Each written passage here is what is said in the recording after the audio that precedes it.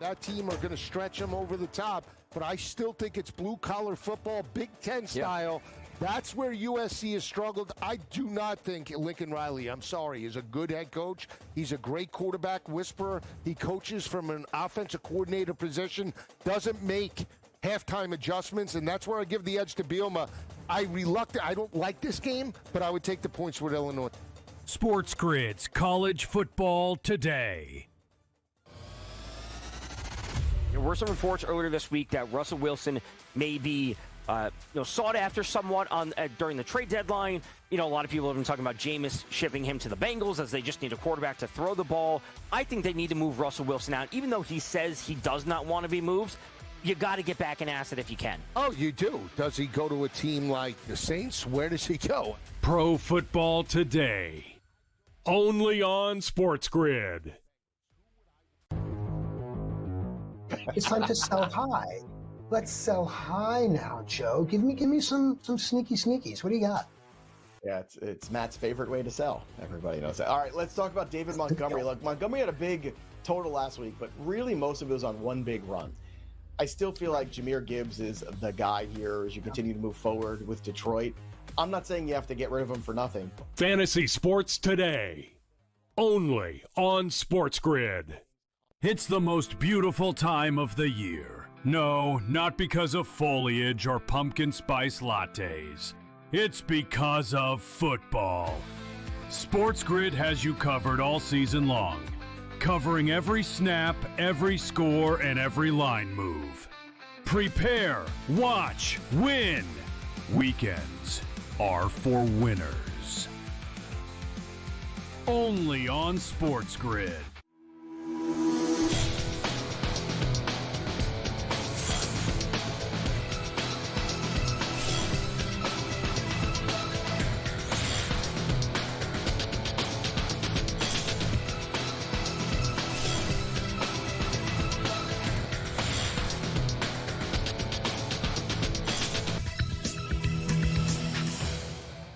Good afternoon. Welcome to NewsWire here on SportsGrid. I'm Craig Mish, getting you ready for another week in the National Football League and college football. But first, we recap everything that happened in the week that passed, including some Monday night results in the National Football League. We got Bill Bender tell us more about all the college football results as well as we break down everything, including some big games coming up this week, including the SportsGrid Sound-Off. We'll preview the Miami Hurricanes and the Florida State Seminoles. For those of you playing fantasy football, make sure you stick around. Joe Pizzapia will join us here on the show. Tom Vecchio hits us up as well. And Just Baseball is coming your way in about 90 minutes from now, so Jack McMullen will preview that show. And also the Major League Baseball postseason begins in 57 minutes, so we'll have a preview of all the games as well. But let's get started with the National Football League from last night. Couple of dud games, as it turned out, although the Jets made this seem a little closer than it appeared. They committed 13 penalties against Miami. A very slow first half turned out to be a very high-scoring second half, 27-21. The Miami Dolphins, in the battle of two winless teams at 0-3, end up picking up their first win of the season. And it was a very impressive performance by their offense, which really hadn't shown much to date this year. But Tua Tagovailoa, Devon Achane, of course, performed. Perhaps the bigger story overall from this game may not be the result, but what happened to Tyreek Hill, wide receiver of the Miami Dolphins, injured in this game, is having surgery as we speak. He is lost for the entire season due to a torn ACL and some other issues as well. Again, Tyreek Hill not going to play another game. The remainder of the season, may not play with the Dolphins ever again. We'll get to that story in the offseason. First, let's tackle last night. Mike McDaniel talking about how important it was to finally pick up win number one. Yeah, I mean, no, I think we've gotten better, and we had to. You always have to, but it definitely has felt. We've had several instances of winning football. Winning football to me is complementary three-phase football, where sometimes the momentum starts with a punt. And that's what our team has to understand. I didn't say anything to the guys. I think it was one of those where collectively we knew, we needed to step up in general. Regardless of who's in, we feel as if the next man up, and we shouldn't lack the way we play, the style of our play, we shouldn't lack any of that. So that was sort of the mantra or the mindset going into that after Tyreek got hurt. Another game of what ifs for the Jets, by the way. As I mentioned, 13 penalties and some very strange plays by some of their players, putting them in bad positions. It's not a tolerable thing right now for their head coach, Aaron Glenn. When it comes to the game today, very disappointing. Very disappointed. And there's no way you can win any game with 13 penalties and 3 turnovers. It just can't happen. But what we have to do is go back to work. We have to go back. That's the only way that we can fix them. Really take a look at these penalties, take a look at these turnovers, and make sure we understand that we have to understand before you can win games, you have to learn how not to lose games. And we have to do a better job in that case. And we will. We will. And again, the only way to do that is go back to work. And that's what we got to do. Just a tale of, 3 out of our 4 losses. Teams will shoot themselves in the foot, then we come back and shoot ourselves in the head. So you can't win if, defensively, if, or offensively, if we're not, converting on third down, if we're not getting us to third and manageables. We're in 2nd and 25, 2nd and 20, 1st and 15, 2 Monday Night Football games. One of them, as I mentioned, Jets-Dolphins. The other one, only one team showed up. I mean, I guess the ratings for the second half of this game were dismal. Broncos just destroyed the Cincinnati Bengals last night, 28-3. Game never, ever in doubt. Broncos win, cover that 7.5-point number. Broncos, Bo Nix had a nice game at quarterback, also getting some contributions from Cortland Sutton, RJ Harvey. They scored as well. Nothing on the side of Cincinnati. They got to be asking what they are going to do moving forward at quarterback, I would guess. But first, let's hear from Sean Payton on the team win. Just a few things. Obviously, good team win in a lot of areas. Thought we did a lot of things well.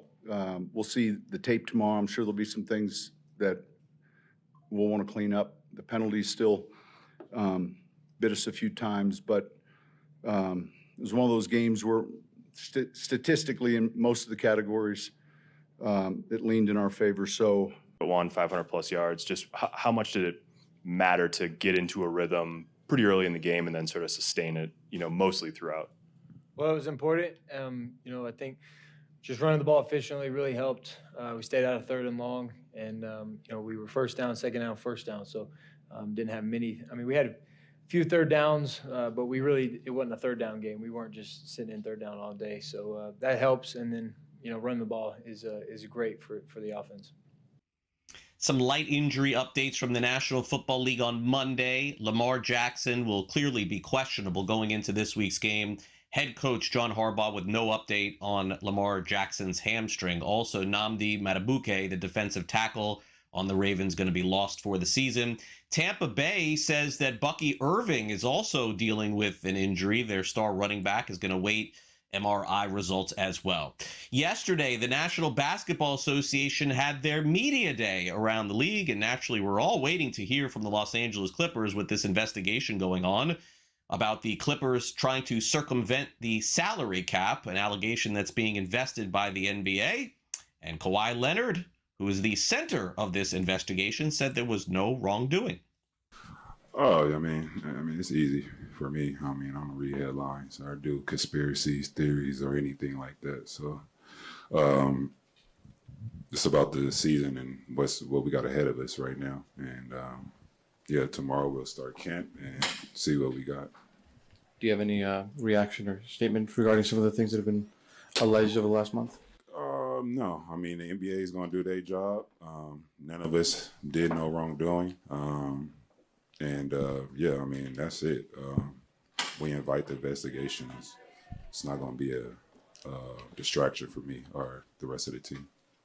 And the preseason getting ready to kick off in the NBA. Meanwhile, some changes at managers yesterday in Major League Baseball. Maybe the biggest surprise of the day was seeing the parting of the ways with Bruce Bochy and the Texas Rangers. Bochy, of course, led the Rangers to a World Series championship a couple of years ago. Also, Rocco Baldelli is out in Minnesota. The Twins lost nearly 100 games this past season, although Baldelli had done a good job up until this point. Looks like Baldelli will be looking for a new job, and the Twins will be looking for a new manager. 50 minutes from now, the Major League Baseball postseason begins. And leading off the schedule today is going to be the Detroit Tigers taking on the Cleveland Guardians. Tariq Skubal against Gavin Williams. That's the pitching matchup there. 3:08 Eastern, we have the San Diego Padres visiting Wrigley Field. Chicago Cubs hosting the first time years. It's Matthew and Nick Pivetta. 6. Enter into the magical world of McLuck.com, where even the smallest of spins can win real cash prizes. Adventure into over 1,000 of the best Vegas-style slot games. So what are you waiting for? Unlock your free welcome offer today. Join the fun where winners play and players win. There were some reports earlier this week that Russell Wilson may be sought after somewhat during the trade deadline. A lot of people have been talking about Jameis shipping him to the Bengals as they just need a quarterback to throw the ball. I think they need to move Russell Wilson out. Even though he says he does not want to be moved, you got to get back an asset if you can. Oh, you do. Does he go to a team like the Saints? Where does he go? Pro Football Today. Only on SportsGrid. That team are going to stretch him over the top, but I still think it's blue-collar football, Big Ten style. Yeah. That's where USC has struggled. I do not think Lincoln Riley, I'm sorry, is a good head coach. He's a great quarterback whisperer. He coaches from an offensive coordinator position, doesn't make halftime adjustments, and that's where I give the edge to Bielema. I don't like this game, but I would take the points with Illinois. SportsGrid's College Football Today.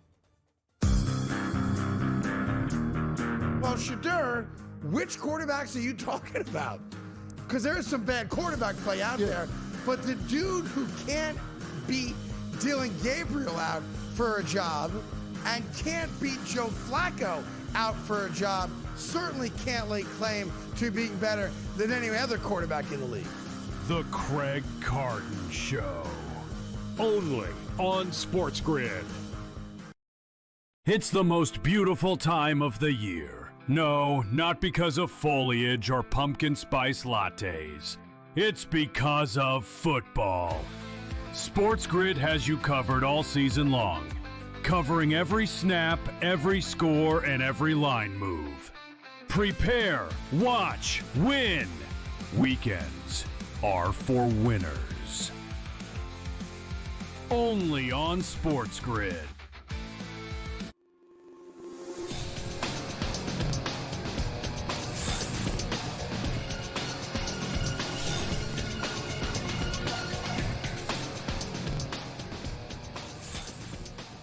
Welcome back to NewsWire here on SportsGrid. Let's recap everything that happened in college football this past week and check in with Bill Bender of Sporting News.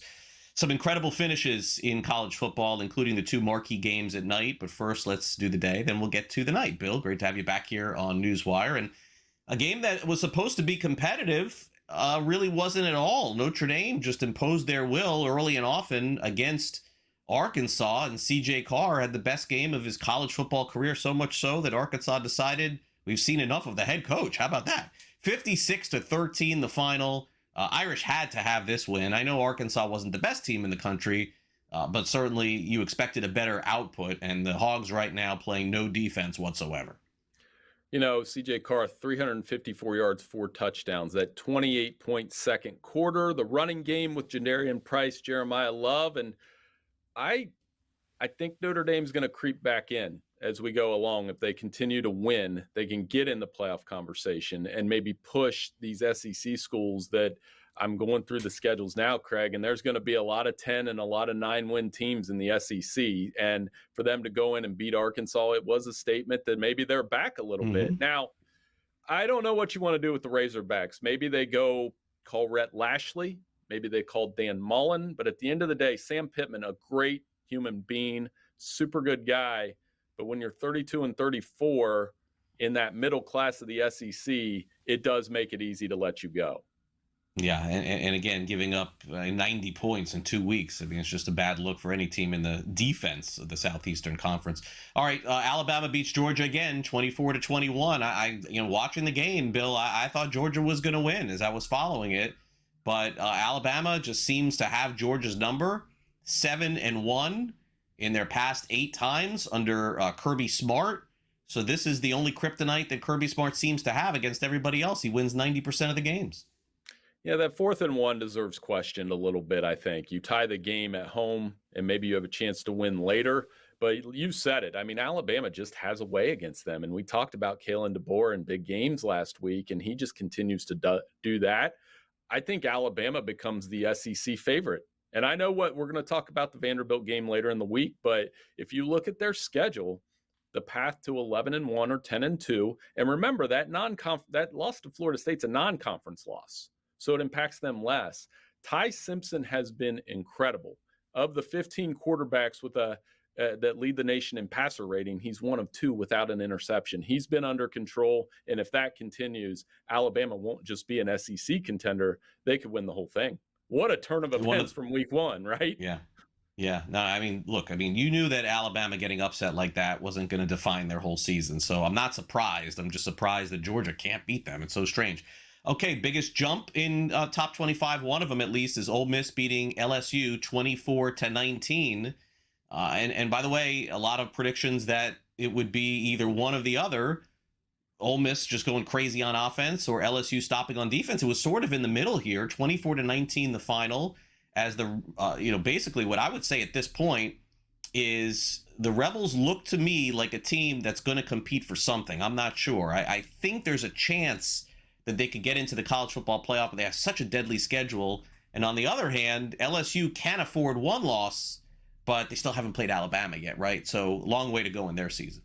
For sure. And for LSU, the questions about the running game and the offense are going to continue to pop up as we go through their schedule. One of the key games on their schedule, believe it or not, will be Vanderbilt, because I think it's going to take 10 wins total to get in the playoff in this conference. And if you're 9-3, you leave it to chance with the committee. And I know there are so many good teams, but that's the way it is. And Trinidad Chambliss has become arguably the story of the first month of the season. A Ferris State transfer, 3 straight 300-yard games, totally changes the Ole Miss offense. And now you look at their schedule. There's a 2-week stretch where they play at Georgia and at Oklahoma. Split those games, win the rest. Like you said, not just playing for something, maybe playing in Atlanta. Yeah, could be. Ole Miss having a great season with Lane Kiffin, not afraid to send out tweets on social media about his daughter and boyfriend as well. Story for another show, another day. Okay, so Oregon does go to Penn State in front of an inspired whiteout crowd in Happy Valley. And unfortunately for them, in double overtime, Oregon picks up the win. And the Ducks under Dan Lanning have been fantastic. And James Franklin, I got to tell you, Bill, watching his postgame, felt like a beaten man to me, man. Like not hiding behind the fact that he hasn't won a ton of big games against top 25 teams. Kind of felt sad in a way a little bit for James Franklin. And so it is what it is. When they play top teams, they lose. I think the only question at this point, Bill, is that can they just move past this and win a lot of their games the rest of the season, because, the murmurs are going to get louder and louder.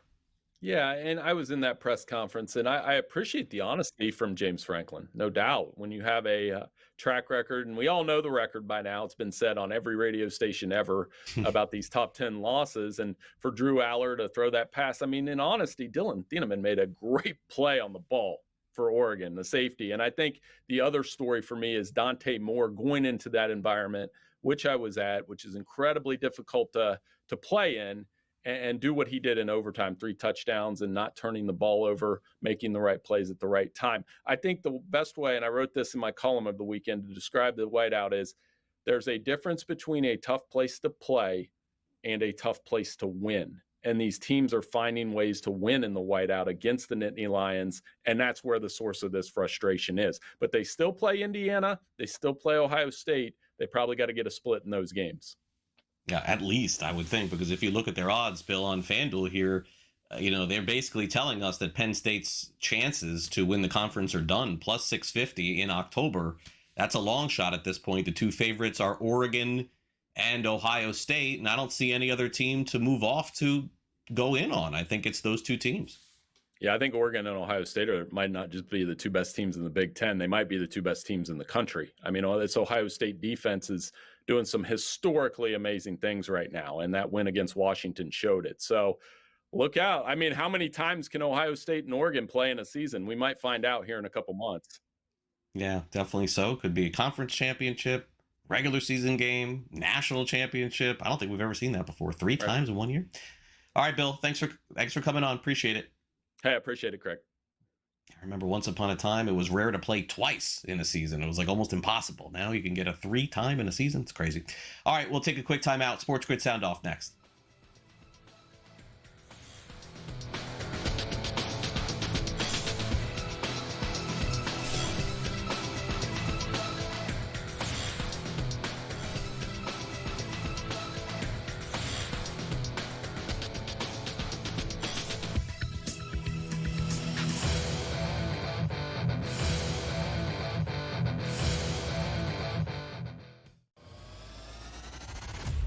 Genti between yards and yards before contact and yards after contact, all these sorts of, they're giving him nothing. He is getting hit constantly behind the line of scrimmage, multiple yards behind the line of scrimmage, and frankly, at this point, I think he's essentially out of the race, and this is partly due to Emeka Buka having a great year, Tyler Warren putting up big numbers, Tet McMillan, I think, is maybe the most talented player overall in the rookie class. Pro Football Today, only on SportsGrid.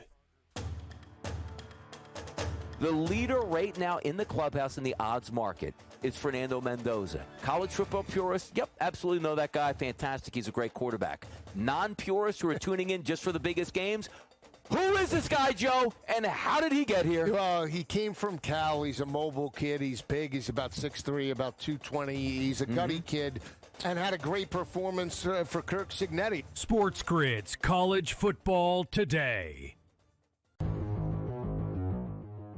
We're in a weird place with Trevor Lawrence. This was another one of these quote-unquote can't-miss generational quarterback prospects, right? Everybody was salivating over when he was a freshman winning national championships. And here we are, about 5 years later, looking at ourselves going, is it just time for Trevor Lawrence to get a change of venue or something? Like, what's got to give here? Hopefully this Liam Cohen offense starts to come together. Fantasy Sports Today, only on SportsGrid.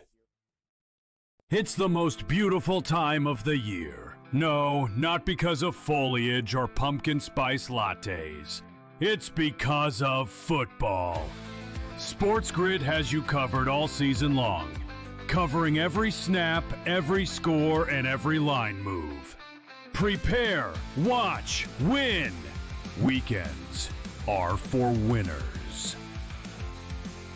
Only on SportsGrid.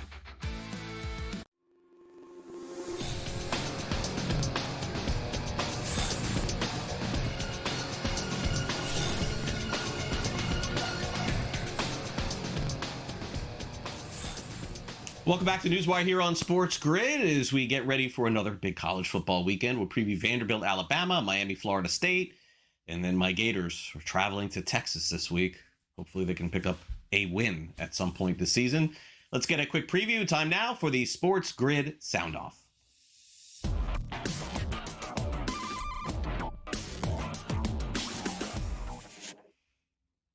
Well, if anybody has had an up and down season thus far, it's the Alabama Crimson Tide.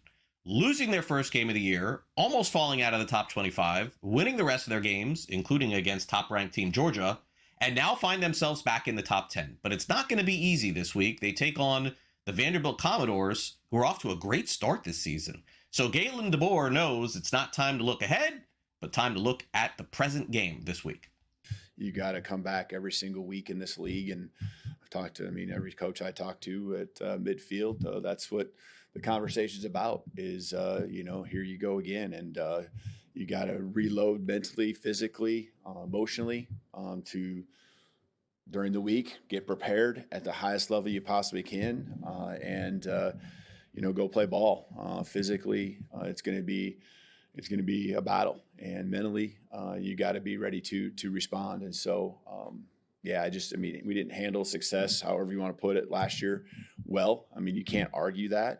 I also think that they did a nice job executing, in critical times and made plays. And so no different this week, right? We and our success that we had on Saturday, none of it matters. None of it carries over. The third down stops, the third down execution on offense, it doesn't matter. Points don't carry over. Every game's its own game. There's new matchups that are going to be presented in this game that were different than last week. And so just like I talk about every play being its own play, this game is its own game.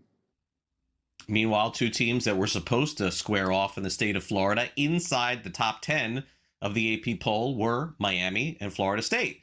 That was until last week when Florida State lost to Virginia. So this week is Florida State's chance to get even, and they are at home in Tallahassee at Doak Campbell Stadium. Mike Norvell knows all about facing Miami and says no better time than the present to pick up a win.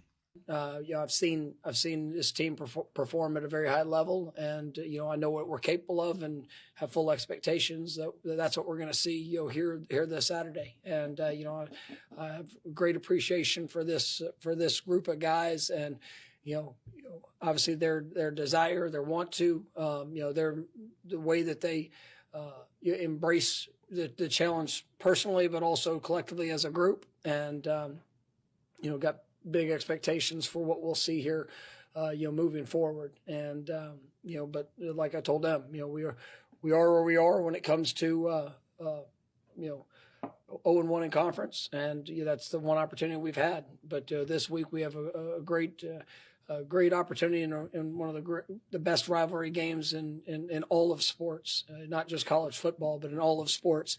You'll hear it, the sold out Doak Campbell Stadium, night game, prime time, wonderful stage to be able to show, this team, who we are, what we're about, and, the response that we're going to have.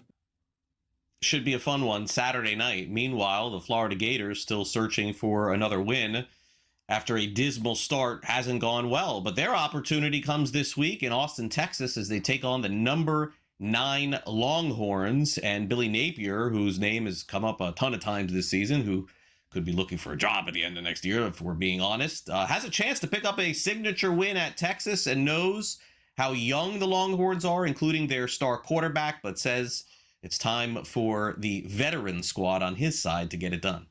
And they're breaking in a new quarterback. Arch is obviously reputation speaks for itself, one of the best quarterbacks in the country. And, I think that they are breaking in new players at other positions, up front, tight end, running back, receiver. So more new faces on the offensive side of the ball. And I do think you can see their rhythm getting better each week. So Banks does a really good job on special teams. Very unique, very aggressive, and they have height, length, and speed, which make them a difficult prep. But overall, all three parts of their team, I think it's going to be a huge week for us in terms of preparation. Obviously, started a little bit last week, but it'd be good to be at home, and that needs to be a huge advantage for us. We're going to need our fans to be there and be a major factor, as they usually are. And this has got a chance to be a pretty special venue and atmosphere Saturday afternoon. Yeah, should have mentioned the game in Gainesville, not in Austin. We'll be keeping an eye on that game. All right, up next, we dive into the latest in fantasy football with Joe Pisapia up next.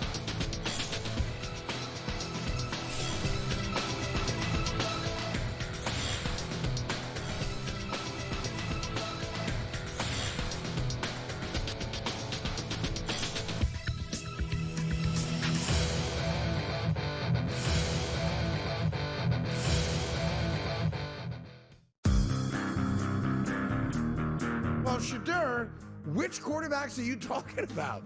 Because there's some bad quarterback play out there, but the dude who can't beat Dylan Gabriel out for a job and can't beat Joe Flacco out for a job certainly can't lay claim to being better than any other quarterback in the league. The Craig Carton Show. Only on SportsGrid. That's a lot for a closer. 10. You're not a closer anymore if you blow 10 games. I mean, my goodness. That's he's mentally broken too. Like, it's to the point where, like, Dodger fans aren't even mad at him. They're more mad at the Dodgers for putting him out there. Putting him in. Right? It's more so. Right. Yeah, it's like, guys, like, he's done. In-game live, only on SportsGrid. Major League Baseball has decided it is time to put balls and strikes not just in the hands of the umpires, but also the robot umpires, as they say. The ABS system is now officially in place starting next season. Now, keep in mind, they're not just throwing this out there. They have used this at the Arizona Fall League, and they've also used it at different levels of the minor leagues as well. NewsWire, only on SportsGrid. Everything changed at that point. They went and got Jonquil Jones, and they really had that triple threat monster team. That second year they lost in the WNBA Finals, 3-1 against the Las Vegas Aces. Year 3, they finally get over the top hump. And you can question whether they should have won the title with that foul call late in Game 5 that sent Breanna Stewart to the foul line. Betting above the rim, only on SportsGrid.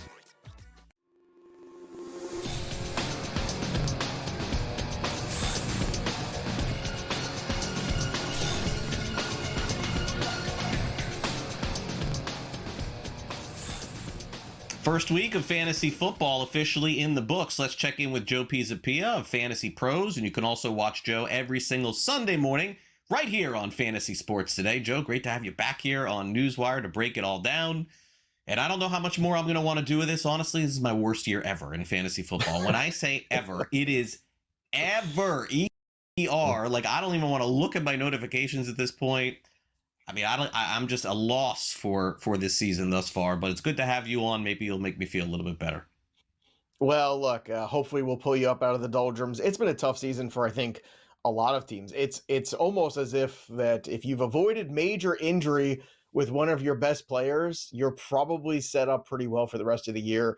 We lose Tyreek Hill this week for the year. We lose Malik Neighbors this week for the year. We lost CeeDee Lamb for a couple weeks, Mike Evans. The list goes on and on and on. It never seems to end, Craig, but hopefully we can find some guys on the waiver wire that can be some temporary holds for us. But it has been really difficult. I think those people who really paid attention in those deeper rosters right now are benefiting, and those teams that are top heavy right now that don't look that good are in trouble for the rest of the year. I feel like it's, I lost Joe Burrow, but I feel like, honestly, I feel like Jamar Chase is out for the year. Like that's what it sort of feels like with me playing him. It's like nothing is happening. It does. Yeah. I mean, I have him too. It's like, well, I mean, it's a disaster. But anyway, I digress. All right, so the fantasy winners from the week, obviously Mahomes finally gets back to 2022 Mahomes, 4 touchdowns, 270 yards. Maybe this is the start because they can't run the ball. Maybe this is what they'll do. Puka Nacua, so many targets, 13 catches, 170 yards and a touchdown. And then Ashton Genty had 3 touchdowns for the Raiders, 138 yards rushing and 1 touchdown. And most importantly, I think for Genty, not so much those little touchdowns, Joe, but it was the fact that he broke a long run finally, like he used to do at Boise State. We've been waiting a month for that. Yeah, we've also been waiting for Chip Kelly to get his head out of his rear end and give him 20. That's the main thing here, and that's been a problem here. That's something we've been waiting for quite some time. We finally got it, and now look at the results, right? A terrific day for Ashton Genty, and that's the idea. Like, some running backs just have to keep getting the football more and more. We talked about it on this show a couple weeks ago, right? We said you've got to get these rookie guys the football more. We know September is almost like a red shirt month here for the rookies. We saw it last year, and we've seen it in recent memory too since we go to the 17-game season. And I think now we're in a spot where Travion Henderson, you're starting to see him get a little bit of that work at the goal line, right? Maybe the worms start to turn. RJ Harvey active a little bit last night. So patience will be rewarded with these guys, but Genty was one of the best buy lows. We talked about him last week on the show. Hopefully you did buy low on him. Patrick Mahomes getting Xavier Worthy back. In a couple weeks, he's going to get Rashee Rice back. That is the secret sauce here. I mean, that's what this team desperately needs. More help at the wide receiver core. He's gotten that. They get Jacksonville this week, so hopefully that pushes forward. And then Puka Nacua, I don't know what more you could say. I mean, a terrific performance by him. He is the wide receiver 1 right now in fantasy. And, it's funny. If you look at the 2 guys this year that have been the most consistent, it's Puka Nacua and it's Amon-Ra St. Brown, 2 workhorse wide receivers. And what do they have in common, Craig? Unathletic quarterbacks that stand in the pocket and throw the football. That's pretty good. Those veteran guys sometimes just sit there and throw the football. and don't have all the rushing equity or the sexy fantasy points, guess what? Those guys can get the job done with those wide receivers. So perhaps a lesson for all of us to learn next year. Drafted Joe Burrow, figured I'll have Trevor Lawrence as my backup just in case. That hasn't worked out. So I looked at the matchups this week. I looked at the waiver wire and said, all right, Geno Smith against the Bears? Sure, why not? 3 interceptions for Geno Smith, 117 passing yards and 2 touchdowns. This is like shades of the Jets back in the day. Ravens defense can't stop anybody. And the Chargers have now lost their left tackle and their right tackle. So you got to be a little concerned for Justin Herbert. Yeah, look, let's start here with Geno Smith. He's got 7 interceptions. That leads the league in picks this year. So certainly a good bet to make every single week is for him to throw a pick. And then whatever else you like in that football game, Ashton Genty to score a touchdown. It's a pretty good day at the office right there if you're betting props. But it has to beg the question at some point. You have to stop these turnovers. If Geno Smith doesn't turn things around quickly, maybe you do get a Kenny Pickett start at some point in the weeks ahead. So it's something in those super flex leagues where you're missing a lot of QBs or you don't like your QB situation or bye-week QBs. Maybe get ahead of the curve here and throw Kenny Pickett on the bench for $0 this week and see how this week goes. But Geno has more picks than touchdowns this year. That's a problem for the Las Vegas Raiders. You mentioned the Chargers offensive line. That's also going to be a problem. It was one thing to lose Slater. That was, devastating. But now, when Joe Alt moves over to left tackle and now you lose him at left tackle for a couple weeks, that's also a problem. The Chargers lost that football game. The Chargers are a really good football team. I don't anticipate them to fall apart, but at the same time, you have to take stock of this offensive line and what it is right now with those injuries. So those are 2 major issues I think you have right now. And then the Ravens, things just keep getting worse. Matabikwe is now out for the year, that defensive tackle who's so strong up the middle against the run. If you've got fantasy assets going against the Ravens right now, you play them because they're giving up points. They're going to have a hard time stopping the run. They have a hard time already stopping the pass. What I thought was going to be a really great Ravens team, a veteran team, a strong team going into this year, has been anything but. And now the Lamar Jackson injury on top of that, questionable for this week. It's really starting to pour on the Baltimore Ravens here, and we are barely into the month of October. Yeah, definitely the case with the Ravens without Lamar. With Lamar, I think they'll be okay, but without him, not as much. All right, so waiver wire this week. Last week, it was the Trey Benson waiver wire. This week, it is the Woody Marks waiver wire. So everybody who didn't get Benson and you had a waiver spot or some money left, this is the week to go all in on this guy if he is available. He looked great. And look, I understand, certainly was against Tennessee this past week, but looks the part of a starting running back, 29% owned. Blake Corum, if you want to stash him for another season, go ahead. I chose not to. I couldn't do it for a whole nother year with him not playing. Brashard Smith, 6%. Troy Franklin of Denver. Romeo Doubs keeps scoring touchdowns. Darius Slayton, 5%. Jalen Tolbert for Dallas. Of all the wide receivers, though, I got to tell you, I think the sneakiest ad is the last guy here, Isaiah Bond. I mean, I don't think he's going to get kicked off the Browns like he does. I know he played at Alabama and he played at Texas. I mean, this is a superstar high school athlete who just couldn't figure it out in college and then even into the pros. But I really love that number, Joe. 3%. I'm absolutely picking him up this week and stashing him with Tillman on the shelf. Yeah, even if Tillman should return at some point, you could see the Cleveland Browns making some moves here at some point too. They don't really look like a playoff team. Maybe you'll see Dylan Gabriel after this international game too take over. So Isaiah Bond is definitely, I'm in agreement, the guy that I'm definitely chasing and being aggressive on because I think he's got an opportunity to kind of be the guy going forward here in this offense. Jerry Jeudy hasn't done much. I think a lot of teams would be looking for a Jerry Jeudy to add to their offense. I think you could see Isaiah Bond eventually with Tillman kind of win out long term. Woody Marks was a guy, actually, if you're watching Fantasy Sports Today on Sundays, we talked about Sunday morning, adding him for free. The roster percentage was even lower than it is right now. And why? Because we're trying to get ahead of fab budgets. We're trying to get ahead of that and save you money. So Woody Marks was our number 1 waiver claim on Sunday. Unfortunately, now it's going to cost you basically half of your fab budget to get him on your roster. So it's going to be tough, but a terrific day for him. Joe Mixon doesn't look like he's coming back anytime soon. Nick Chubb looks like a shadow of himself. Some other guys here. Blake Corum is a guy that should be rostered. You should have a bench spot. He's working already in that backfield. And if something should happen to Kyron Williams, he would become incredibly valuable. The tricky one here are guys like Romeo Doubs and even Kenneth Gainwell, who had a really good game. Both of them are on buys this week. So I see a lot of people look at those 2 names, look at the productivity and say, how much do I want to really spend on these guys because I can't even use them this week?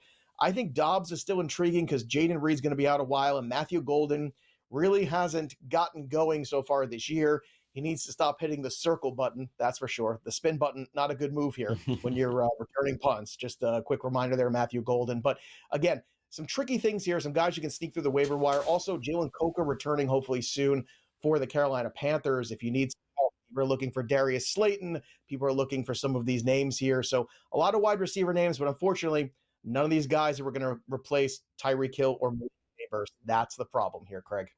Yeah, as Joe mentioned, 2 big names out for the year, Neighbors and Hill. All right, thanks again, Joe. Appreciate it. We'll catch you Sunday on Fantasy Sports Today. Thanks again. I'll be there, baby. Let's go. All right, coming up next, Tom Vecchio joins us. Don't go away.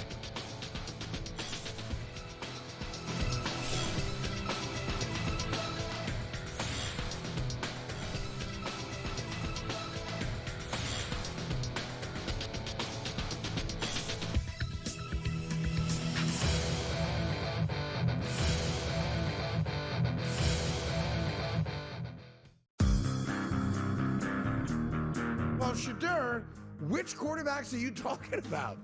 Because there is some bad quarterback play out there, but the dude who can't beat Dylan Gabriel out for a job and can't beat Joe Flacco out for a job certainly can't lay claim to being better than any other quarterback in the league. The Craig Carton Show. Only on SportsGrid. That's a lot for a closer. 10. That's you're not a closer anymore if you blow 10 games. I mean, my goodness. That's He's mentally broken too. Like, it's to the point where, like, Dodger fans aren't even mad at him; they're more mad at the Dodgers for putting him out there. Putting him in. Right? It's more so. Right. Yeah, it's like, guys, like, he's done. In-game live, only on SportsGrid. Major League Baseball has decided it is time to put balls and strikes not just in the hands of the umpires, but also the robot umpires, as they say. The ABS system is now officially in place starting next season. Now, keep in mind, they're not just throwing this out there. They have used this at the Arizona Fall League, and they've also used it at different levels of the minor leagues as well. NewsWire, only on SportsGrid. Everything changed at that point. They went and got Jonquil Jones, and they really had that triple threat monster team. That second year they lost in the WNBA Finals, 3-1 against the Las Vegas Aces. Year 3, they finally get over the top hump. And you can question whether they should have won the title with that foul call late in Game 5 that sent Brianna Stewart to the foul line. Betting above the rim, only on SportsGrid.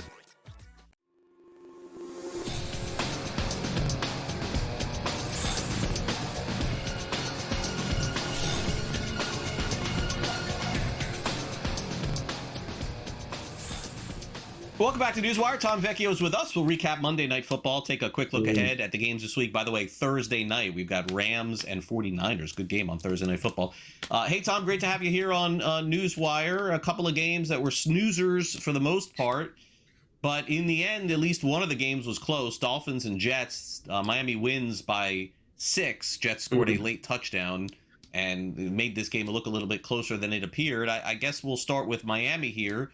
Any confidence inspired here from watching them play? I kind of felt like, all right, they did better on offense in this game, but then they go ahead and unfortunately lose Tyreek Hill for the season. So at the end of the year, Miami could have 6-7 wins, I guess, but I'm just not sure that beating the Jets these days is really anything to celebrate.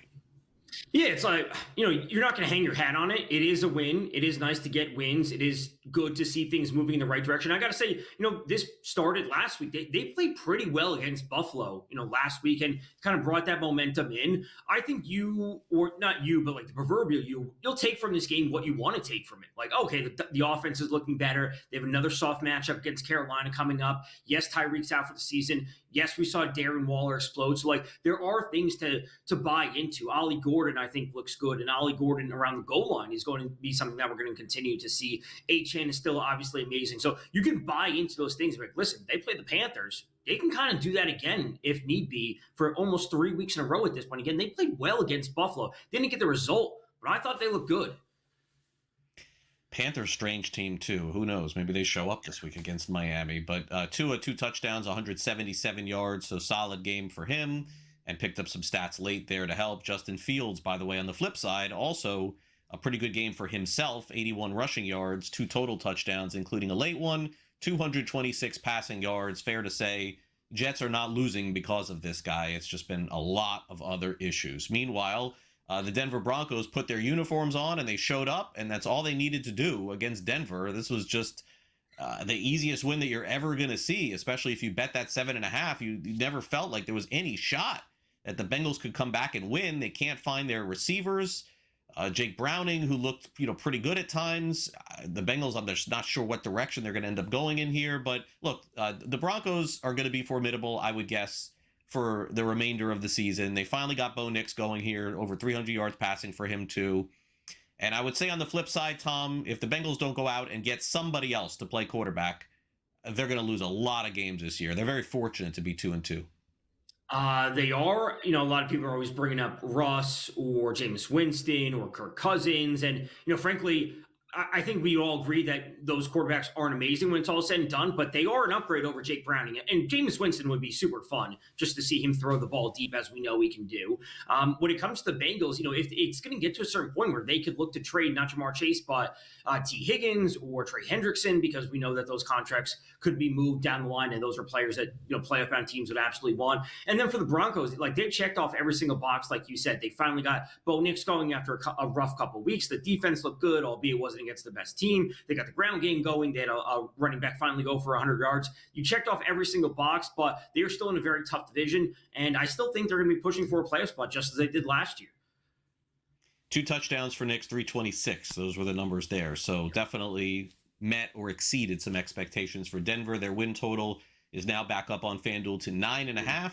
They're plus 480 to win the West, plus 1,400 to win the AFC, and then a very big long shot to win the Super Bowl. But after the Chargers lose, you can see the odds shift a little bit in the West, because now they're plus 480 as opposed to a little bit deeper there. And naturally, the Raiders couldn't get out of their own way. Should have won the game this past week, by the way, the Raiders against the Chicago Bears there. So the Chiefs, are sitting right there at plus 145. Probably never going to get that again. You probably won't. I would have to look at what the Broncos are to make the playoffs. I think that's far more reasonable because, I think the Ravens will bounce back. So if we're looking at the AFC playoff picture overall, I think the Ravens will bounce back. They'll be competing with the Steelers. One of them or both of them will get in. I don't think the Broncos are going to make it. It's possible that we have 3 teams from the AFC West make it. If the Broncos continue to surge, the Chargers can kind of deal with the injuries that they have going on, especially with Joe Alt along the offensive line. Those things, then I think, of course, the Chiefs will make it. So 3 teams from one division, I think that's looking pretty solid for the AFC West. Minus 115 to make the playoffs. Meanwhile, the Ravens are 1-3. And Tom, it looks like Lamar Jackson's questionable at best for this week. And the Ravens may just simply decide, hey, we got to give him a week off before we bring him back. But that could also work against them. 1-3 Ravens team, Tom, I'm not worried about, because again, you could win 9 games and still get in the playoffs. 1-4 though, on the other hand, that may put them really up against it. It will. I was talking about this over the weekend with Joe Lisi on Pro Football Today. We could say that they already have 1 win against the Browns. They could probably pick another. They could probably have both wins against the Bengals. That's 3 wins right there. They could pick up some other wins along the way, as you're saying, get to 9. If Lamar doesn't play in this game, granted, it is a tough matchup this weekend going up against the Texans. Derrick Henry's going to see 25 carries. You don't want Cooper Rush dropping back, throwing against a very good defense for the Texans. That has been their issue this year. But you don't want throwing against the Texans. You would rather just run the ball with Derrick Henry. So sitting him isn't a big deal if they know they can get through the Texans, just because the defense from the Ravens has to step up against an inept Texans offense. I thought Mac Jones did a pretty good job when he was quarterbacking San Francisco, and they, it looks like, are going to probably have to go to him this week, because if not, this line makes no sense. The Rams are 5 or 5.5 point favorites over on FanDuel. If I knew Brock Purdy was playing, I mean, Tom, what would the Rams be favored in? Would they even be favored in this game? This is crazy line here. It would be a little bit closer. I will say I grabbed the Rams at 4.5 right before the Purdy news, before the line moved right after the Purdy news came out. Because again, if Purdy is playing, it's a completely different story. But losing Ricky Pearsall potentially, we know he's not going to be there. Juwan Jennings was also banged up. That offense is looking pretty thin on a short week on the road against a divisional opponent when the Rams are essentially fully healthy. So if you can get the Rams at a short number, I think that's fine. But if Brock Purdy plays and you get a 5.5, that's equally as good as on the other side. Yeah, that's definitely true. All right, Tom, appreciate all the insight and information. We'll catch up with you again soon. Thanks for coming on NewsWire. Absolutely. Coming up next, the Ryder Cup went right down to the finish, but what was discussed was a lot of off-the-green conversation. We'll get to that next. You're watching NewsWire here on SportsGrid. Our friends at Front Office Sports weigh in on the Ryder Cup next.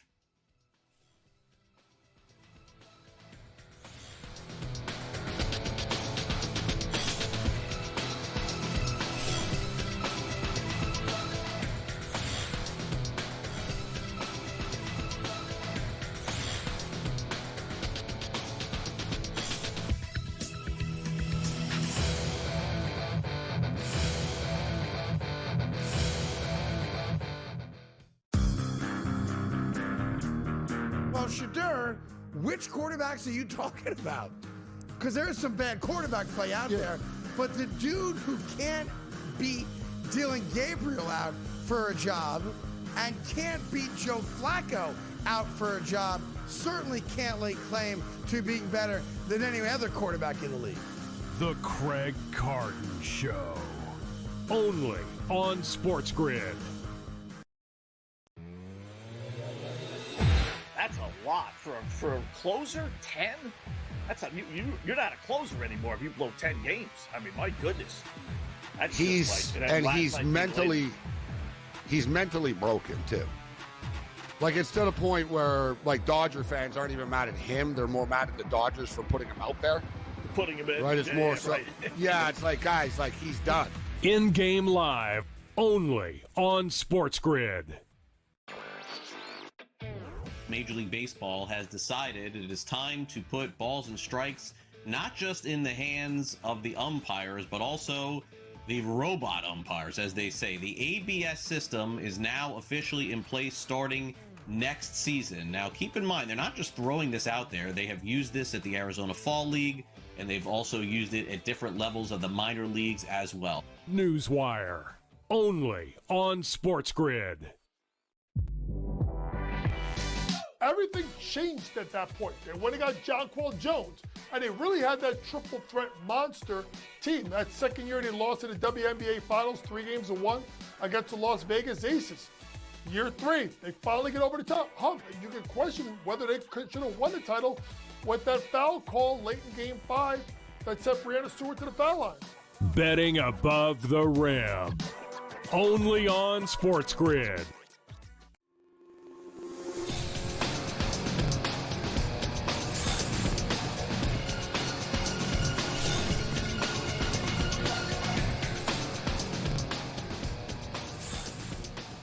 Welcome back to NewsWire here on SportsGrid. Major League Baseball's postseason begins in approximately 10 minutes, and coming up, we will hear from Jack McMullen of Just Baseball and also the Marlins Radio Network and get a preview of all of the games, which include Cleveland and Detroit, as I mentioned, in less than 10 minutes from now. Over the weekend, in case you missed it, it was some scene at Bethpage in New York.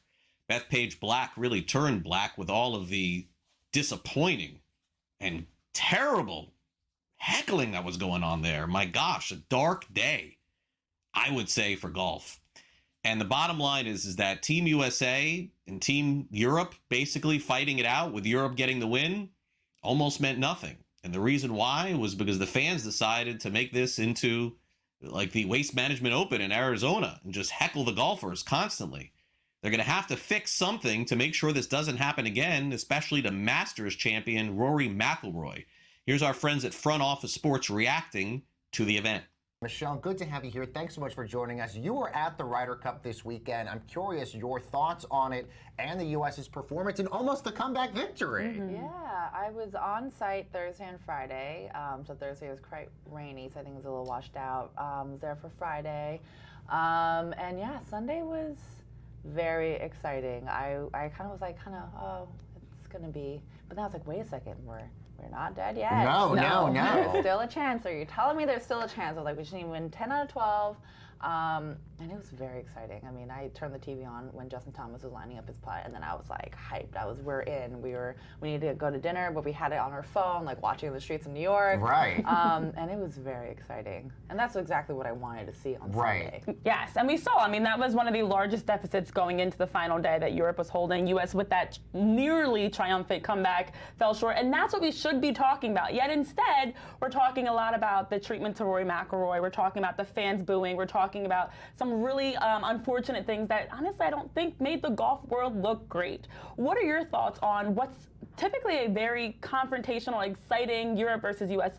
Ryder Cup that this year had the fans that stole the headlines? Yeah, I mean, unfortunately, I don't think you're seeing this headline just in golf. I think you're unfortunately seeing this at a lot of sports events. And I think it just comes down to the sentiment where fans sometimes don't see us as living, feeling human beings. When you see the rope, you see the grandstand, they don't think, I mean, this is a lot to do with like online, we can go like really deep into this, but I just feel like a lot of times they just don't see us as these people that have feelings, that have families, So I do feel really bad for the European team and how they were treated. I feel like as an American, I feel like I should apologize. But I think the fans at Bethpage were always going to be a topic of conversation. I think we kind of knew that going in. And, Ryder Cup, Solheim Cup, it's always tense, right? When there's so much on the line, I mean, the players are feeling the pressure, the fans are feeling the pressure. It's just a big pressure situation. But I think Sunday, going back to like the positive sides of things, I think that, it seems like a lot of the players hugged it out on Sunday. It didn't seem that there was any confrontation there. But yeah, it was some amazing golf being played on Sunday. Not to brag, but I was on the Solheim Cup team when we won. I think 9 out of 12 was the biggest comeback. Yes, and you were. Being part of that personally, I was just so hyped for the U.S. to be like, we can do this. We have a chance still. And just kind of personally knowing the players as well too. You feel it. You feel the amount, the pressure. And when Justin Thomas made that putt, it was like you felt it around the entire golf course, which is like kind of incredible to see because golf is such a solo sport, and it's amazing. I mean, again, like this isn't just happening in one little arena. Right. You're kind of forgetting that this is happening hundreds and hundreds of yards away, yet simultaneously things are shifting all across the course, and I think that's just so magical. Something about that is so magical. There's also been a lot of chatter about that injury envelope rule. Keegan Bradley, saying, look, I think this needs to be revisited. Others saying, look, this is the rule. But obviously the Europeans used it to their advantage. What do you think? Does this rule need to stay, or does it need to be changed? Any thoughts on that? I have flip-flopping views on that. I think we were in a scenario where a player unfortunately had to pull out and we lost the point at Solheim, and that hurts a lot. So to be on the other side, sure. I get it, but it's just like a really American thing to be like, we should have won this. Yeah, exactly. Get rid of it. Get it's all because of the injury. It's all because of the injury envelope rule. Nothing else. I'm excited to see what you continue doing. Wow, so excited. Michelle West, thank you so very much for joining us. We got a lot more show headed your way right after this quick break.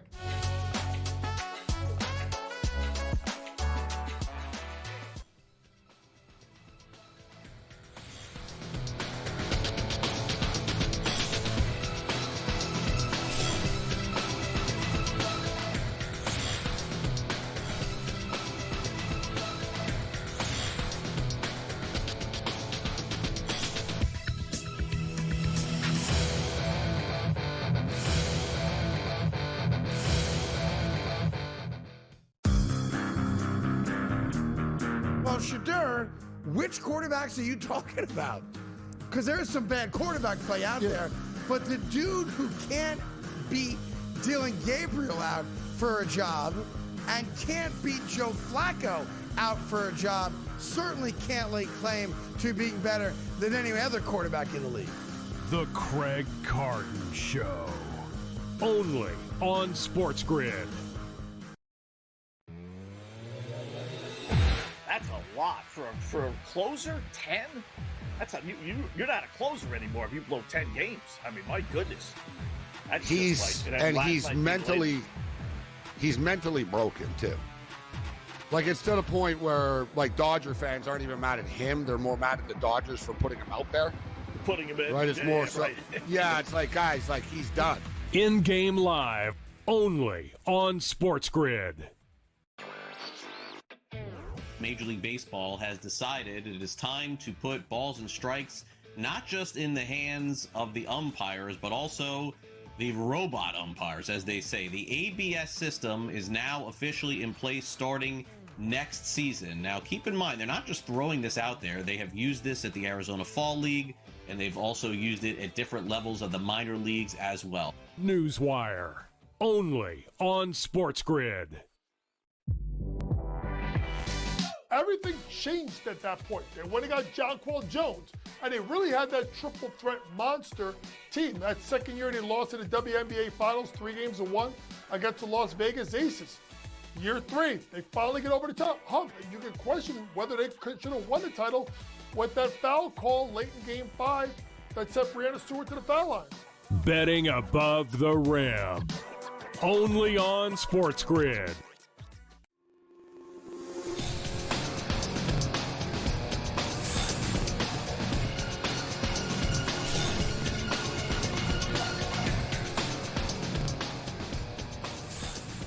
Just Baseball coming your way in 30 minutes from now. Our next guest, a part of that show, and of course part of the Marlins radio network, Jack McMullen, going to take a deep breath after calling all these games on radio for the last 6 months, and finally doesn't have to, hit the throat lozenges or anything else. Can just take some chill time as well as some work time and family time as well. Jack, congrats on a great season doing play-by-play with the Marlins, and appreciate you coming on NewsWire.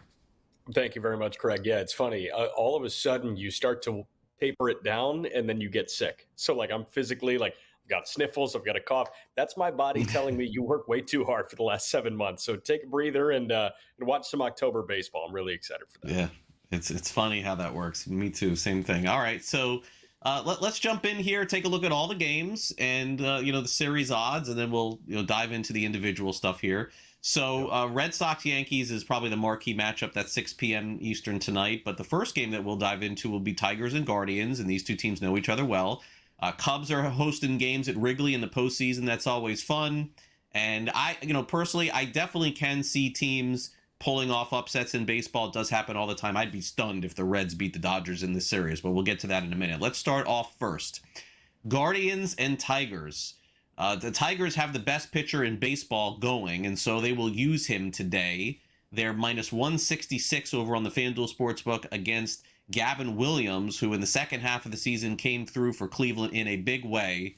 And I did see the lineups posted. I do not fear either lineup. I mean, my gosh, honestly, I don't know how both these teams got to the postseason, and look, especially Cleveland's lineup too. But look, Cleveland's been a magical team all season long. I'm not ready to count them out of anything. Yeah, I'll tell you, aside from the American League East, the American League was very, very weak this year. The AL Central was just not a good division whatsoever this season. So, credit to the Tigers and the Guardians for getting to this point. But, I mean, the Tigers, they just endured one of the worst collapses as the owner of a division on July 6th that we've really ever seen. They led the division in the beginning of July by 15 and a half ball games. It's the largest division advantage ever relinquished in the history of Major League Baseball. And the Guardians, it's not like they hit their way there. Team batting average this year, they're hitting 226 as a team. That's the second worst mark in Major League Baseball. They're only better than the LA Angels. First team in the American League since 1987 to get to the postseason with a negative run differential, the Cleveland Guardians. They pitched their way there. Gavin Williams, like you mentioned, humongous piece of that. Tanner Bybee, big piece of that. Joey Cantillo, Slade Ciccone. We'll see who they throw this week against Detroit. I like the Guardian pitching advantage, but you mentioned they might have the best pitcher on the planet on the other side in Tarek Skubal. It's really weird to look at the lineup cards. I'm totally with you and just say, who do I fear? If I'm Gavin Williams, I guess I fear Riley Green, but he also struck out more than anybody else in the American League and second to only James Wood in all of baseball. And then you got Kerry Carpenter as well. I mean, Stephen Vogt can absolutely just turn to a lefty and kind of mitigate that threat. Like, it's a really delicate series that we have here. I have no idea how it's going to go. I'd assume pitchers duel, advantage Cleveland, especially with it being in Cleveland, but you have no idea. Skubal can, trump everything in game one. Yeah, he could. And by the way, did I see Cleveland called up their first round pick from a couple of years ago? He's never played in a single game, and he's going to play in the postseason? He would be, well, I saw the grouping of guys to make their major league debut during the postseason. The Marlins actually have one of them in Ryan Weathers, but Shane McClanahan, another guy, Adalberto Mondesi, the speed demon for Kansas City, he was another one. Chase DeLauder, who was their first round pick out of James Madison a few years back. He's been hurt a lot. He's been really good when he's on the field in the minor leagues. He's got a ton of power, and they need some, offensive life. It's like taking a defibrillator to their offense with Chase DeLauder. But he's always been hurt. Like, there's so much unknown about this guy who's now spent 3 years in the minor leagues on and off the IL the whole time. Crazy story there. All right, so Padres Cubs. This is one of those series that you could see going either way. I would expect 3 games in this series. Cubs are slight favorites in the first game, and they have the story of the day going with Matthew Boyd, maybe the best free agent signing among pitchers in all of baseball, who's been so good against the Padres. They haven't announced their starters for the next couple of days, although if it does get to the final day, I would say the Padres probably going to be I would be a little bit nervous starting Yu Darvish to me in that final game. I mean, better than he was at the beginning of the season, but for me, that would be a concern. I think the Cubs, in order to win this series, Jack, have to win the first 2 games. It really seems like it. It seems like it lines up for Shota Imanaga game 2 after Matthew Boyd. So that's a pair of lefties going up against a good lineup for San Diego. And obviously you look at the right-handed bats in that lineup, Tatis and Machado, they could jump out against lefties. But the rest of that lineup is very lefty heavy. You look at some deadline acquisitions in Ryan O'Hearn, right? That is a big bopping lefty in that lineup. Jackson Merrill, another lefty in that lineup. Arise, another lefty in that lineup. So, it fascinates me to see how this will unfold from an offensive perspective. Pitching-wise, I'm totally with you. Notable omission on the Padre front in terms of their probable starters. It's Pivetta today, it's Cease tomorrow, and then if they do get to Thursday, it's Darvish, like you mentioned. No Michael King. Michael King is the best pitcher San Diego has in terms of starters. But he also missed about 3.5 months this year with shoulder inflammation. So there's a lot of unknown with Michael King. What I will say is, and I just heard Jeff Passan say this as well, the San Diego bullpen is probably the best singular unit in the MLB postseason. It's better than any lineup. It's better than any rotation. San Diego's bullpen has 5-6 guys that can throw 100 miles an hour. They've got Mason Miller that can throw 103. Robert Suarez sits 100 in that closer role. They have so many irons in the fire in that bullpen. If the starters are shortened, I feel really good about San Diego. And if they jump out to a 2-0 lead and they're up 2-0 after 4 or 5, Mike Schilt can absolutely hand the ball to the bullpen and say, you guys go pump some fuel right by Chicago, and we'll see you in Philly. It feels like a team built for this short series. I wonder about a longer series, though, how that would work out. I guess we'll see. All right, Red Sox, Yankees, Jack. Look, I know how this series is going to go. I'll check back with you in the 9th inning of Game 3 when they get to that point. One team's up 1 run and one team's down 1 run, because you know that this is going to be a fun, competitive series. It's the only way it could go. Yankees will have Max Fried tonight against Garrett Crochet, total of 7. And you look, premier matchup, of course, when these two teams face off. Very close in records over the course of the season. So I don't know. I'll flip a coin here. I think it comes right down to the wire. I was actually going to wait a little bit. You text me in the 9th, but I'm going to text you in the 14th of Game 3. Again, we go back to the normal extra innings rules. There's no placed runner. I mean, we're going to go deep in Game 3. The game that does fascinate me, if we get there, is Thursday. It's Cam Schlittler, the rookie right-hander for the Yankees, and then the Red Sox can absolutely counter with a rookie of their own. Is it going to be Connolly Early, who looked really good at the end of the year? So you've got Crochet and Fried in Game 1. That is an ace-off. Those are the two shiny new toys. Crochet, the trade acquisition this past offseason. Fried, the $200 million free agent signing. And then you go to Game 2, the extended Brian Bayo for the Boston Red Sox against another big money lefty in Rodon. And then throw some stuff at the wall and see what sticks in Game 3. Are we going to see a whole bunch of rookies? Are we going to see Early and Peyton Tolley for Boston? bullpen advantage does go to Boston, as weird as that sounds with the big names that are in the Yankee bullpen, but don't sleep on Aaron Judge, as weird as it sounds. I know that he has this negative stigma attached to him in the postseason, but Aaron Judge can absolutely swing it. And, the lefty crochet certainly is a nice matchup for Judge in game one. I look at this Red Sox lineup against back-to-back lefties in Fried and Rodon, and I say, okay, how do you handle it? The answer is really well. They had a 740 team OPS against left-handed pitching this year, top 5 team against lefties in all of baseball. So it seems like advantage Red Sox, but we just have no idea. Reds and Dodgers will cap it all off. They'll play tonight in L.A. at 9:08 Eastern. It's Blake Snell against Hunter Green. The Dodgers are a huge favorite tonight and favored to win the series. So if I close my eyes, Jack, and dream of how the Reds somehow pull this off, the only thing for me would be Hunter Green pitches a shutout and they win 1-0 tonight and everyone freaks out tomorrow. Other than that, I think the Dodgers win the first 2 and it's over. Yeah, I'm entirely with you. I think they win 1-0 tonight if they do win, and then they lose game 2, and then game 3, Andrew Rabbit throws like the all-star that he is. They have to pitch their way to a victory. There's too much firepower on the Dodgers side. Indeed. All right, Jack will join us next. Some teams did not make the postseason. We'll hit on those next.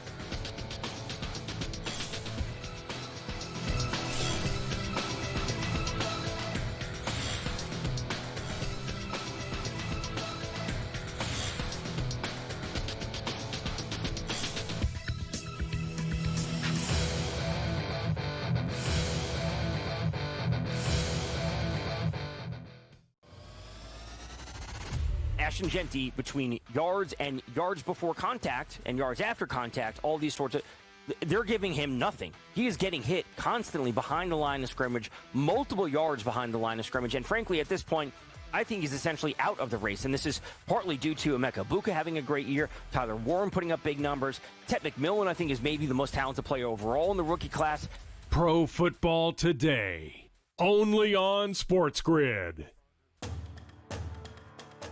The leader right now in the clubhouse in the odds market is Fernando Mendoza. College football purists, yep, absolutely know that guy. Fantastic. He's a great quarterback. Non-purists who are tuning in just for the biggest games, who is this guy, Joe, and how did he get here? He came from Cal. He's a mobile kid. He's big. He's about 6'3", about 220. He's a gutty kid and had a great performance for Kirk Cignetti. SportsGrid's College Football Today. We're in a weird place with Trevor Lawrence. This was another one of these quote-unquote can't-miss generational quarterback prospects, right? Everybody was salivating over when he was a freshman winning national championships. And here we are, about 5 years later, looking at ourselves going, is it just time for Trevor Lawrence to get a change of venue or something? Like, what's got to give here? Hopefully this Liam Cohen offense starts to come together. Fantasy Sports Today, only on SportsGrid. It's the most beautiful time of the year. No, not because of foliage or pumpkin spice lattes. It's because of football. SportsGrid has you covered all season long, covering every snap, every score, and every line move. Prepare, watch, win. Weekends are for winners. Only on SportsGrid.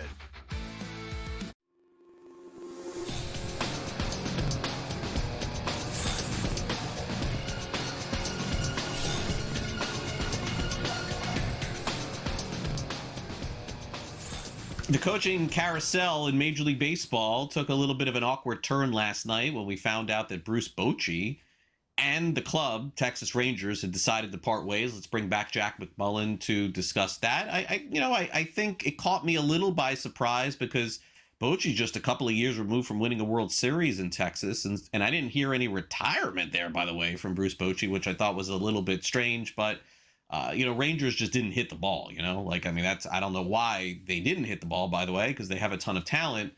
So it seems like a pretty seamless thing for me, Jack, that Skip Schumacher, who was brought in to be a consultant with them, was the manager in waiting. I wasn't really sure that this was going to happen. I thought maybe Bochy would stay and then maybe Skip would have to try and go somewhere else. But to me, I'm just waiting for them to name Skip the manager at this point. Yeah, I mean, it's fascinating to me, and I'm entirely with you. It makes all the sense in the world that Skip Schumacher would just step right into that position. But I was thinking it was going to happen in a different way. Like I thought Bochy was going to retire, whether it was after this year or after the 26th season. I thought Bochy was going to hang it up, but now it seems like Bochy is available for hire right now. Texas said they would want him to be a member of their front office if he so choosed. But it sounds like he has the right to pursue other managerial opportunities. So Bruce Bochy is not done. It's very similar to what Hawk Harrelson said about his position with the White Sox a few years ago. It was like, I didn't retire, I was retired.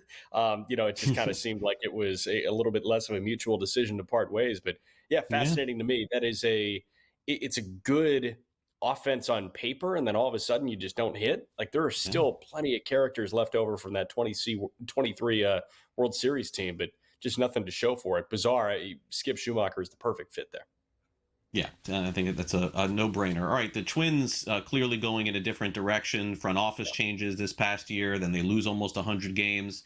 I'm not sure that there was anything that Rocco Baldelli could do, and my guess is, Jack, is that he'll probably either take a year off or maybe he'll be a bench coach somewhere. And I do think he'll get another chance somewhere else as he's come through the system with Tampa Bay, and I think did a pretty good job with Minnesota. But essentially, this is a team that could be headed toward a rebuild. I would guess they'll bring in somebody for that for the next couple of years. I don't really have any insight there as far as that is concerned, but Rocco, I think for me, will end up getting a gig in the future, but probably like most managers, when this happens, they sit out a year or two and then you get another chance. He was very well liked in Minnesota, and I think a lot of people were not surprised, but I think a lot of people were intrigued to see him stick around for as long as he did. It felt like he was on a warmer seat for a couple of years, and I think it's just because people liked him and people liked being around Rocco Baldelli. Northeast guy, has that Northeast nature to him. What the Woonsocket Rocket, right? That's his nickname, Rocco Baldelli. So he could go Northeast and, serve as a bench coach, to your point, or, just an assistant, special advisor to somebody and, bounce right back in. But it seems like they want somebody with that younger feel for that younger rebuilding team. They did a really nice job selling off at the deadline. We don't often give credit to the sellers at the trade deadline, but if you're going to tear it down. Don't go 40%, like go 80 to 90%. And that's exactly what Minnesota did. They didn't move Buxton. They didn't move Joe Ryan, but they moved pretty much everybody else. And they got a lot of nice prospects to show for that. Agreed. And finally, the Giants parted ways with Bob Melvin, who was not hired, by Buster Posey, who is now the president. So this was not surprising at all for me. Melvin will go down over the last 2 decades as somebody who was a great manager. I thought he did a great job with the A's, with the Diamondbacks, okay with the Giants, okay with the Padres. But I also would say, Jack, it's going to take a special situation, I think, for him to manage again. I'm not sure that he will. It seems like it. I thought San Francisco was going to be the place that he was at until he decided to retire. And, it was just fascinating to me that it only lasted a few years. And I thought they showed some good things this year. Obviously, they were as streaky a team in baseball that isn't named the New York Mets. They were one of the hottest teams in baseball over 3 weeks, 4 weeks at a time. And then they would, lose pretty much every game, it seemed, for 2-3 weeks at a time. So, credit to the work that he did over the last couple of years, but it seems like Buster Posey just wants a younger, more vibrant presence. I read a fascinating article from Andrew Baggerly of The Athletic last night, and he cited Tennessee head coach Tony Vitello as a possibility there, the head coach of Tennessee baseball. That's college baseball, jumping right to Major League Baseball. And we've seen a couple of guys, go from a Major League pitching coach. I think about Wes Johnson, who was the pitching coach in Minnesota, and then he went to LSU to be the pitching coach for Jay Johnson. And he's now the head coach of the University of Georgia baseball program. Chris Fetter is probably the best example. He was the pitching coach at the University of Michigan, and he's now the pitching coach of the Detroit Tigers. But in terms of college baseball head coach to major league manager, it doesn't happen like it does in the NFL. It really doesn't. It doesn't happen like it does in the NBA either. That would be an unprecedented move. But if you want a program builder and a vibe curator, Tony Vitello could absolutely be on the very short list. Should be a fun scene there to see what they do. Not fun to see the New York Mets complete collapse, a team that was the best record in baseball in June, and then the 5th worst after that. And the Mets, all they needed to do, Jack, as you know, watching it in person, was to beat the Marlins on Sunday. They couldn't do it. They spent the offseason chasing Juan Soto. It worked, and he had a fantastic year. but it feels like every year is some free agent or offseason transaction catastrophe. I just don't know which direction the Mets are going to go. I know they have the right guy doing it in David Stearns. A couple of years ago, it was like, let's go get the oldest pitchers in baseball, see if that works. Disaster. This year, it was like, let's get or last year was let's do nothing. They were okay. This year, it's let's get Juan Soto, forget about the pitching. And then they went the other way again. So, I mean, what is Steve Cohen going to do this time around? I have no idea, but they try every time. It just doesn't work. Based on the track record that you just presented, I would say the right answer is probably nothing. Just do nothing and see what happens. Run it back with the same darn team. They have to address pitching. David Stearns will address pitching. Their pitching situation was as frustrating as any in recent history in Major League Baseball. They let Luis Severino walk. They retained Sean Manaea on a $75 million extension, and that just seems like the wrong decision immediately. Severino was very good away from Sacramento, and Manaea, he was dealing with an oblique thing, and then he was dealing with a variety of injuries as well. It seems like they could run out Nolan McLean on opening day and then Brandon Sproat on day 2 of the season. So 2 guys that debuted in September, they could be running out there in the first 2 games of their season in March come next year. McLean, great. Everybody else, you got to figure this out. It's going to be a look in the mirror winter for New York.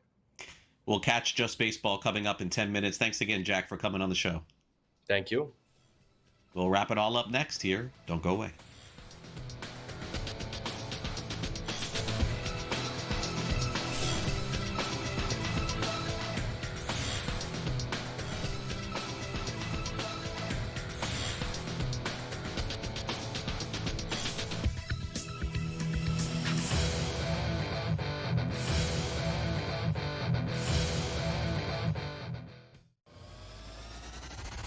Ashton Genty, between yards and yards before contact and yards after contact, all these sorts of, they're giving him nothing. He is getting hit constantly behind the line of scrimmage, multiple yards behind the line of scrimmage, and frankly, at this point, I think he's essentially out of the race, and this is partly due to Emeka Buka having a great year, Tyler Warren putting up big numbers, Ted McMillan, I think, is maybe the most talented player overall in the rookie class. Pro Football Today, only on SportsGrid. The leader right now in the clubhouse in the odds market is Fernando Mendoza. College football purists, yep, absolutely know that guy. Fantastic. He's a great quarterback. Non-purists who are tuning in just for the biggest games, who is this guy, Joe, and how did he get here? He came from Cal. He's a mobile kid. He's big. He's about 6'3", about 220. He's a gutty kid and had a great performance for Kirk Cignetti. SportsGrid's College Football Today. We're in a weird place with Trevor Lawrence. This was another one of these quote-unquote can't-miss generational quarterback prospects, right? Everybody was salivating over when he was a freshman winning national championships. And here we are, about 5 years later, looking at ourselves going, is it just time for Trevor Lawrence to get a change of venue or something? Like, what's got to give here? Hopefully this Liam Cohen offense starts to come together. Fantasy Sports Today, only on SportsGrid. It's the most beautiful time of the year. No, not because of foliage or pumpkin spice lattes. It's because of football.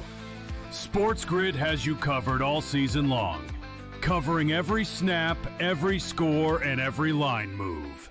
Prepare, watch, win. Weekends are for winners. Only on SportsGrid.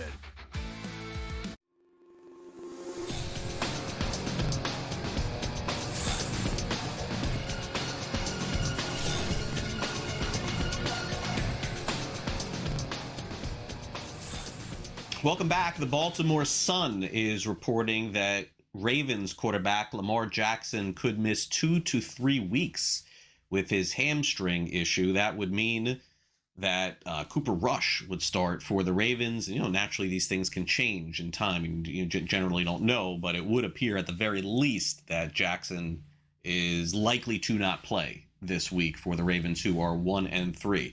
Meanwhile, we'll get to what happened after the game with the Ravens and Chiefs. Also talk about Willie Mays' memorabilia personal collection and a new way to go to the game if you are a fan of Arizona State. It's time we wrap up the show with some last licks.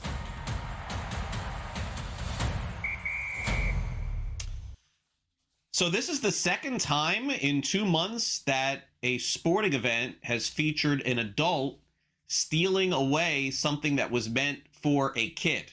This is true. You may remember what happened in Miami when a home run was hit. A Philadelphia Phillies fan caught the ball, and a woman ran over to the man and said, "That was my home run ball." And the man ended up taking it away from his own kid and giving it to the woman. Well, something similar happened in Kansas City at the end of the game between the Chiefs and Ravens. Patrick Mahomes, after the victory, ran over to a child that was in the stands, took off his headband, and gave it to the kid, but he wasn't looking as he was turning away, and a fan, an adult woman, ran over, took away the headband, and the kid looked in the camera like, what just happened to me? So it looks like this is going viral, and I haven't heard exactly what's come out of this yet, but it would appear that the Chiefs are going to make good on this.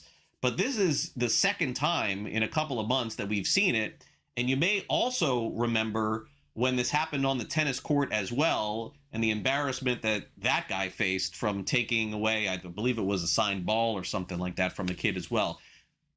The one thing that I would stress here as an adult who is attending sporting events, and I attend them too, is that you have to know that there's cameras on you at this point for every single second and every single moment before the game, during the game, and after the game. If you're going to get caught up in the moment and end up going viral for something like this, you have to expect what's going to come next with it. I would imagine in the next couple of days, we'll be hearing all about this fan, where they live, what they do for work, calling for them to get fired, and some things that are just completely over the top and unnecessary. But that's what you get when you get caught on camera doing something stupid. So hopefully this kid gets probably not going to get that Mahomes headband back, but get something else courtesy of the Kansas City Chiefs, and will be a lot better. Meanwhile, one of the greatest players to ever play in the history of Major League Baseball, Willie Mays, of course, passed away about 2 years ago. Items from Willie Mays' personal collection were just auctioned off recently to support the family, and that made approximately $6.5 million. Here's what it included: $458,000 on both his 1954 MVP award and also his World Series ring. And he also had in his possession his 1962 uniform, which got $634,000. And ironically, the one thing that you would never expect to be auctioned off was his Presidential Medal of Freedom. $64,000. I believe President Obama gave him that one. So how about that? You could have owned anything that Willie Mays had in the past, and looks like they got a lot of money for this going to his family as well. Finally, those of you who are fans out in Arizona who want to attend an Arizona State game in Tempe, you have an opportunity to hop on the riverboat and go to the game. That's right. Arizona State is providing their college student athletes and fans alike a chance to attend Arizona State games by going on a boat. Just hop on, takes you to the game, to and from, kind of like taking the train. Not a lot of water, by the way, out there in the desert, but they do have rivers. So Arizona State fans, hop on. This is your new favorite way to go to the game.